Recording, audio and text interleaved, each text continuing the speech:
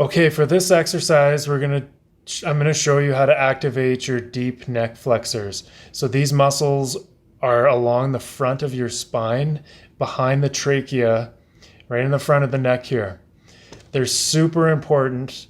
They're very important to be able to use, and they're often disengaged or inhibited in a lot of different neck injuries.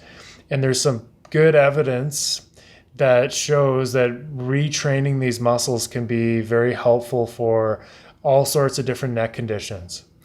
Um, I can get into that and talk to you about that all day, but the most important thing is that we teach you how to do this exercise, and I teach you how to do it so you feel it in the right spot. Because I promise you, you will eventually get it. But if you're struggling with this to begin with, it happens to a lot of people, and that's why I made this video, so you can learn how to do this on your own, and you don't have to remember a million different things that I told you. So I'm going to go through lots of different cues with this. So the main thing to note, that the way that I'd like to teach this to begin with is trying to show you what not to use to do this exercise, because there's a muscle right in the front here that you can see bulging out. When I turn my neck side to side, you can see that bulging out. If I lift up my head, you can see that bulging out. That's called your SCM, or sternocleidomastoid. That attaches kind of right at the sternum and the clavicle here, and it goes all the way up kind of right behind your ear here. So that muscle, we want to watch that. So what we do is we put our hand right in that spot where that muscle is bulging out. You can do it on both sides. And you're just going to monitor to make sure that that doesn't pop out as you do this exercise.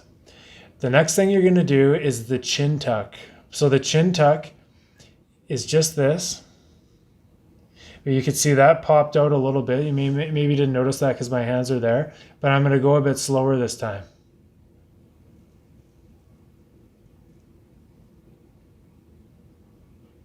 So all I'm doing and pretending the axis of rotation is right here. My vertebrae aren't moving. It's just my skull tipping forward like that. My chin is coming into my neck. And we're trying to make sure this isn't popping out, because we don't want this to do some of the work, and we don't want to compensate at all. And we want to make sure that we're getting the right muscles to activate. And so if you don't feel this right away, that's okay, because what I would get you to do usually is to do this chin tuck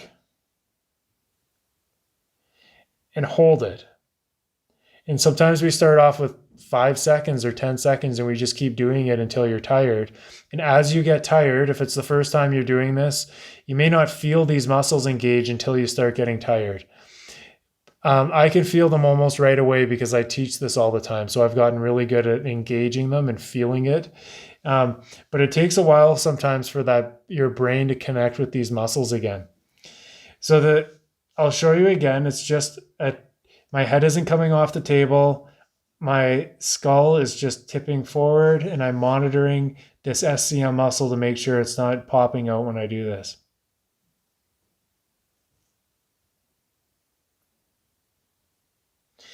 Now, there's a couple different ways I can teach you this. You may want to try all of them, or maybe one of them just works for you. So the other ways you can try this are putting your hand actually like kind of right over the sides of the trachea. The muscles are in behind that, and just having your hand in this vicinity and then doing the exercise